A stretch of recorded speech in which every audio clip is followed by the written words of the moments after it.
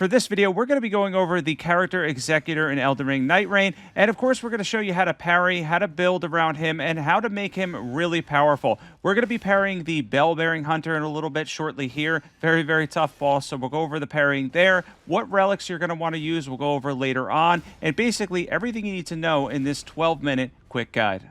So it took me a minute to learn Executor. It's a very complicated class to use, and the reason is because of all the parrying and the main skill being parrying, of course, and then getting that extra power with your blade and timing that right as well. There's a lot of things that you're going to have to learn when playing Executor.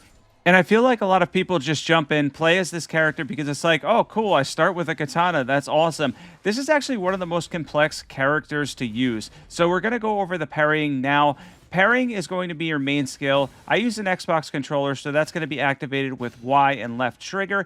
And then, of course, it's all about timing here. Of course, we're going to be using the LB button. I was using an Xbox controller on PC, and you're just going to have to block when the sword or the weapon is about to hit you. Right when it's about to hit you, you're going to guard very quickly, and this is going to play much like Sekiro. It's really fun to do this and learn this.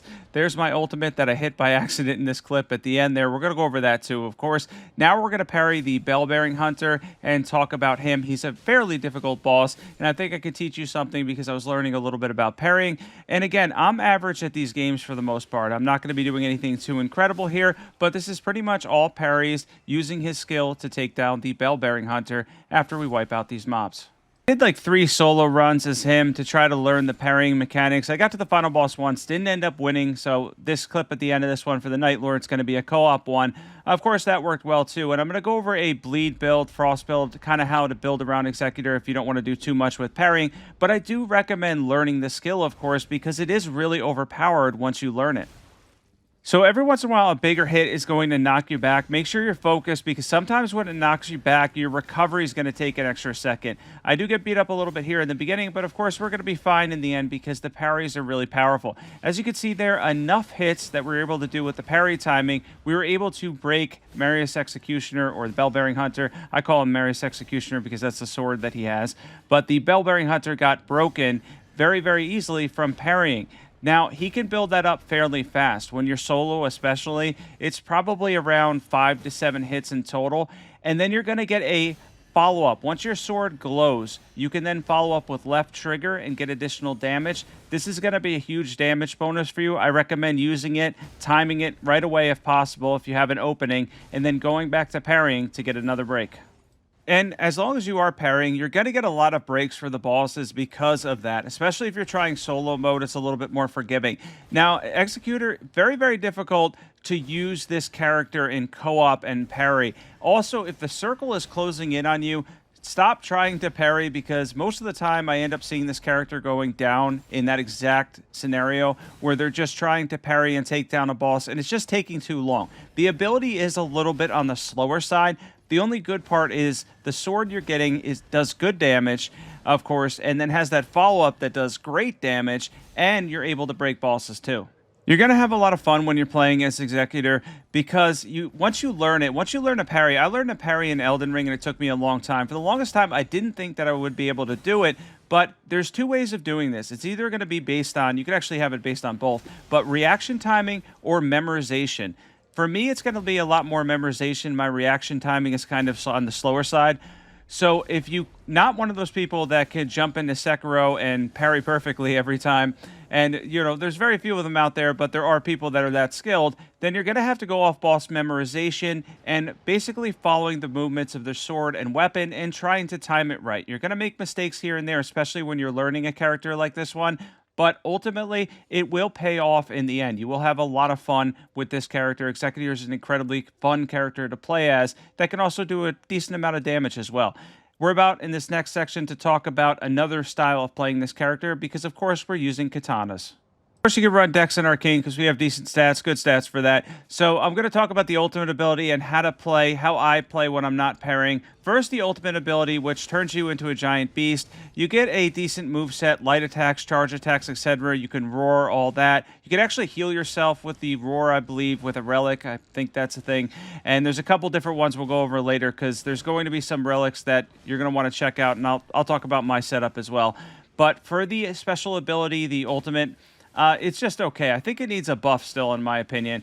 Now, for regular play, I'm going to run my katana, whatever the best katana I can find is. I really like the Nagakiba if I can find that. His, if you bring it to purple, is really good. But I like the Nagakiba for the extra reach. It has really good reach. And of course, that's going to give you bleed build up too. Now, you can run something like Bleed and Frost that would be really overpowered, even in Elden Ring Nightreign. In Elden Ring, it was overpowered. In Nightreign, it's also still overpowered. So you can run that, or you could two-hand your main sword and probably get more hits off of it that way. And again, if you're upgrading his, it's not bad at all. There's really nothing wrong with upgrading his and bringing it all the way to purple. Don't forget that purple guaranteed smithing stone in the caves. I'll leave my beginner guide in the description below if you're just starting out, or if there's still some things you think you can work on to win more matches. Definitely check that out too. So back here, we're using the ultimate ability again. Does a lot of damage. Basically, it keeps you, you're not invincible because you sort of have a health bar as the beast, but once you're back to your character and you don't have to worry about your HP being drained or anything. Now, mixing in that with the katana when you're not parrying, I go for as many hits as I can to build up bleed, and then use my ultimate when possible to help my teammates.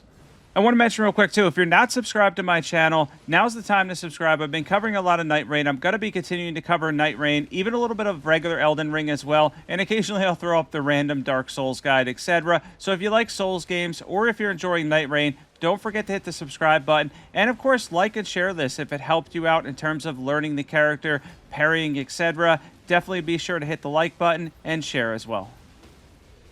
And of course, now we're back to this. We're going to talk a little bit more about my playstyle, and then of course go over Relics and the Nightlord at the end. I mentioned that before, but overall, you're going to have to learn the parry timing on your own, because honestly, there's so many bosses in this game that you're just going to have to either memorize them or have that reaction timing where you could hit LB and parry frequently. Of course, with this character, with Executor, you could run the Rivers of Blood, so when you pick that up, it absolutely shreds with him. It's one of the most recommended weapons if you can find it and you do manage to pick up the Rivers of Blood. It absolutely destroys. The only thing you're going to have to watch out for is FP, of course. But you're going to get a lot of bleed buildup, fire, and physical damage with the Rivers of Blood when you run Executor and the Rivers of Blood. It is an excellent weapon for him. So we're going to show one more clip here, then we're going to go over Relics, and we're going to talk about the Nightlord at the end. Of course, this is going to be Morgott or Margit, basically a variation of the two. I believe it's Morgott after all. But yeah, we're going to go towards him, do as much bleed build up as we can. We can't take too many hits as Executor. That's something to keep in mind that's important. Don't stand in front of the boss all the time. You could take more hits than, say, Duchess. She goes down really fast, or Iron Eye. But you are not playing as Raider or Wilder. Keep that in mind. You can play aggressively to an extent, but always pay attention to your health bar and make sure you give yourself windows and opportunities to back off if you need to. Jump attacks can do well too. Of course, I was just hitting the wrong button there. I was going for the dual jump attacks. But yeah, on the offhand, if you're running the Rivers of Blood, it goes really well with Frost. You can actually proc and on-proc that, so they go well together because you'll have bleed on one, Frost on the other one. And of course, the Rivers of Blood does do fire damage, so it will reset Frost. That's not always a good thing because Frost has the debuff attached to it, so the boss will take more damage after the Frost procs. But of course, you can get in chunk damage if you're running something like a Frost and Rivers of Blood build or a Frost and Fire build. All right, we are going to jump into Relics for Executor. And the Relics we have for Executor that we're going to be running. Of course, I added this one, but Roaring restores HP while Art is active. I don't always use that one, but it is good. While Character Skill is active, unlocking use of Cursed Sword restores HP. This is one I use all the time. Stamina recovery on each successful hit. Health recovery on guard counters, blocking. Starting armament inflicts bleed or frost. Of course, poison works too, as well as rot. Art charges faster from successful guarding. Dex, Vigor, and Arcane scaling are excellent for Executor. Best passives: guard counters heal HP, taking damage boost damage negation, successive attacks buffs, of course, any of those, improve guarding, improve guard counter, anything that triggers with walking, because every time you're in that parry stance, you're basically going to be walking, so those buffs are really good too.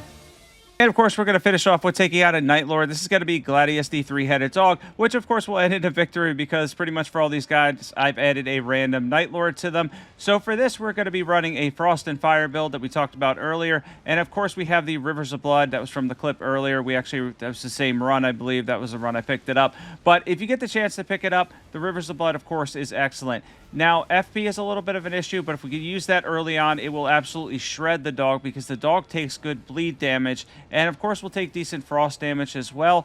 I don't think we got anything from walking in this one, but we did get the sprinting, gives you a frost area, which is pretty cool, so that's awesome. But overall, you're going to want to play the Nightlords aggressively that take bleed damage. If you're playing somebody like Augur, she's not going to take bleed damage. But of course, Gladius, he is going to take bleed proc, so you're going to want to be consistent with your attacks, get in your jump attacks, your light attacks with the dual move set, and of course, if you have the opportunity to use the Rivers of Blood, or if you had Starlight Shards, in this case I didn't, fill up your FP, use the Rivers of Blood again, because it'll absolutely shred the dog.